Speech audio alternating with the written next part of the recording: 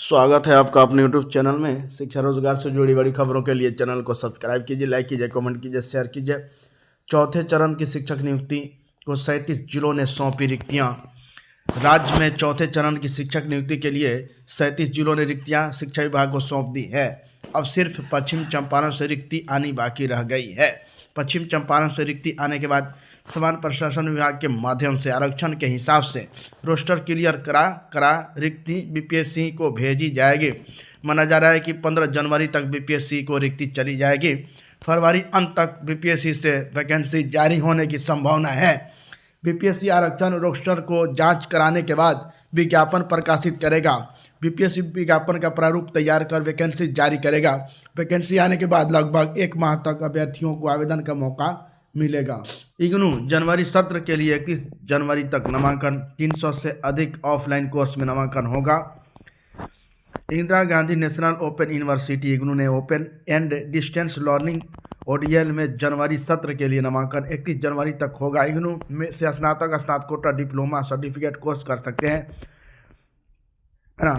आगे लिखा हुआ है, इसका साइट है ignu.samrat.edu.in पर जाकर रजिस्ट्रेशन कर नामांकन ले सकते हैं। आवेदन प्रक्रिया शुरू करने से पहले आवेदकों को अपना स्वचालित अस्थायी शैक्षणिक खाता पंजीकरण अपार आईडी बनाना आवश्यक है। इसके अतिरिक्त डीबी आईडी भी बनानी होगी। नामांकन में यह अनिवार्य है। उम्मीदवार शुल्क का भुगतान debit, credit card, net banking या यूपीआई के माध्यम से ऑनलाइन कर सकते हैं। उम्मीदवार प्रोस्पेक्टस डाउनलोड कर सकते हैं। प्रवेश प्रक्रिया के संबंध में किसी भी प्रश्न या मार्गदर्शन के लिए उम्मीदवार क्षेत्रीय केंद्र या अध्ययन केंद्र से भी संपर्क कर सकते हैं। पाठ्यक्रमों के विवरण के लिए क्षेत्रीय केंद्र के वेबसाइट हेल्पलाइन rcpatna.ignu.ac.in का अवलोकन कर सकते हैं। ये पटना स्टडी सेंटर का है। मुजफ्फरपुर में भी स्टडी सेंटर इसका है। आपका अपना यूनिवर्सिटी कैंपस में है। परिणाम सक्षमता 4 में 33% गुरुजी सफल। बिहार विद्यालय परीक्षा समिति बिहार बोर्ड ने शनिवार को स्थानीय निकाय शिक्षकों के लिए आयोजित सक्षमता परीक्षा चतुर्थ का परिणाम जारी कर दिया। 33.2% गुरुजी सफल हुए हैं।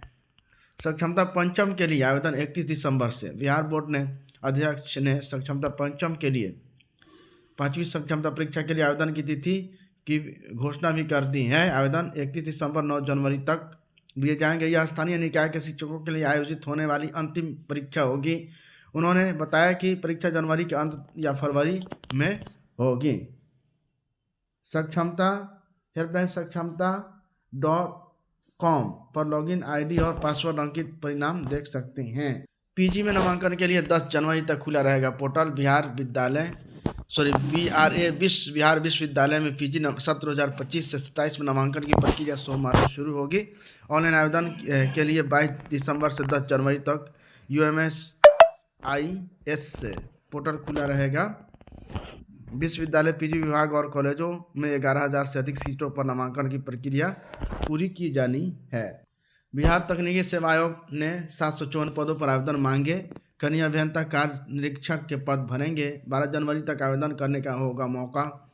बिहार तकनीकी सेवा आयोग BTSC ने राज्य के विभिन्न विभागों में तकनीकी पदों पर नियमित नियुक्ति के लिए 3 अलग अलग विज्ञापन जारी किए हैं। अधिसूचनाओं के तहत नगर विकास एवं आवास विकास व लोक स्वास्थ्य अभियंत्रण विभाग में कनीय अभियंता, यांत्रिक, कार्य निरीक्षक, यांत्रिक और पंप ऑपरेटर के 754 पदों पर ऑनलाइन आवेदन मांगे गए हैं। इससे कनीय अभियंता के 70, कार्य निरीक्षक के 493 व पंप ऑपरेटर के 191 पदों पर बहाली होगी।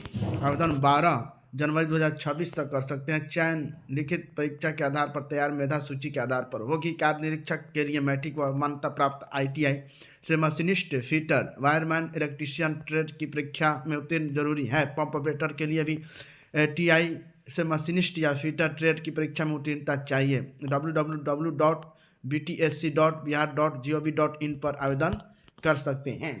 गृह रक्षक हवलदार के 64 पदों पर नियुक्ति होगी। बिहार गृह रक्षा वाहिनी सेवा संवर्ग के गृह रक्षक, दैनिक कर्तव्य भत्ता भोगी खिलाड़ी सहित से अधिनायक, लिपिक, हवलदार, क्लर्क के 64 पदों पर नियुक्ति होगी। बिहार पुलिस और सेवा आयोग ने शुक्रवार को विज्ञापन जारी किया है। गृह रक्षक अभ्यर्थियों से आवेदन 5 जनवरी से 5 फरवरी तक लिए जाएंगे। बिहार गृह रक्षा वाहिनी संगठन के नामांकित और प्रशिक्षित पुरुष, महिला और थर्ड जेंडर को संगठन के कम से कम 5 वर्षों की सेवा होनी चाहिए।